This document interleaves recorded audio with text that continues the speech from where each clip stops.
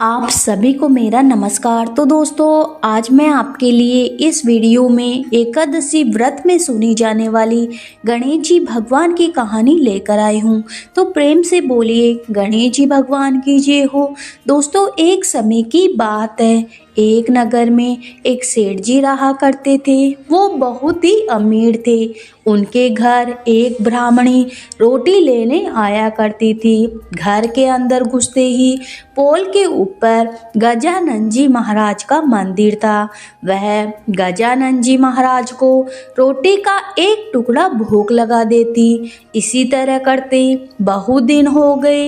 एक दिन गजानन जी महाराज ने सोचा, यह अपने को रोज भोग लगाती है, इस कारण मुझे उसे कुछ न कुछ उपहार देना ही पड़ेगा।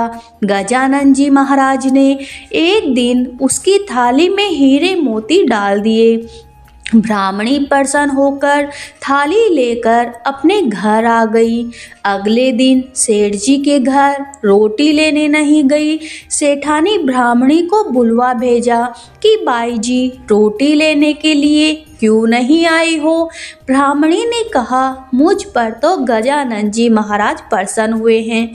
बहुत बरस तक रोटी दूसरे के घर की खा ली, अब अपनी रोटी खा रही हूँ। सेठानी यह बात सुनकर मन ही मन बहुत नाराज हुई कि गजानन जी महाराज ब्राह्मणी के ऊपर प्रसन्न हुए, परंतु मेरे ऊपर प्रसन्न क्यों नहीं हुए। सेठानी ने गजानन जी महाराज की मूर्ति हटाकर बाहर फेंक दी। इधर सेठ जी के दुकान में धंधा पानी बंद हो गया।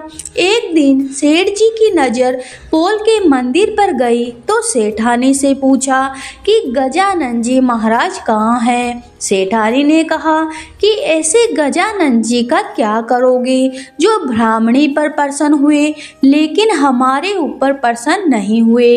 इस कारण मैंने गजानन जी महाराज को हटाकर पोखर में फेंक दिया। सेठ जी ने कहा, ये तुमने क्या किया, मेरे तो सारे धंधे पानी चलना ही बंद हो गया।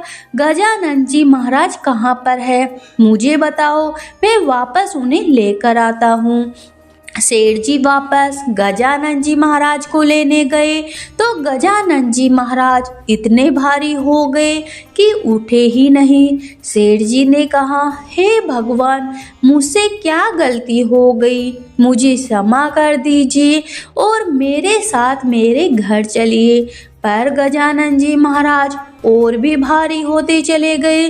गजानन जी महाराज बोले कि मैं तुम्हारे साथ नहीं चलूँगा, पहले सेठानी को बुला कर लाओ, यहाँ पर आकर मुझसे माफ़ी मांगेगी तो मैं तुम्हारे साथ चलूँगा। मुझे हमेशा सवा सेर का चूरमा बनाकर भोजन करा दे तो मैं साथ चलूँगा। सेठ जी सेठानी को बुलाकर माफ़ी मंगवाई और सवा सेर के चूरमा चढ़ाने की भी हामी भरी। तब गजानन जी महाराज हल्के हो गए। सेठ जी गजानन जी महाराज को लाकर पोल में बैठा दिया। अब सेठ जी का धंधा पानी वापस शुरू हो गया। गजानन जी महाराज, जैसे आपने ब्राह्मणी और सेठ सेठानी पर प्रसन्न हुए, ऐसे सभी पर प्रसन्न होना। कहानी अधूरी हो तो पूरी करना, सबका मान बनाए रखना। तो प्रेम से बोलिए गणेश जी महाराज की जय हो।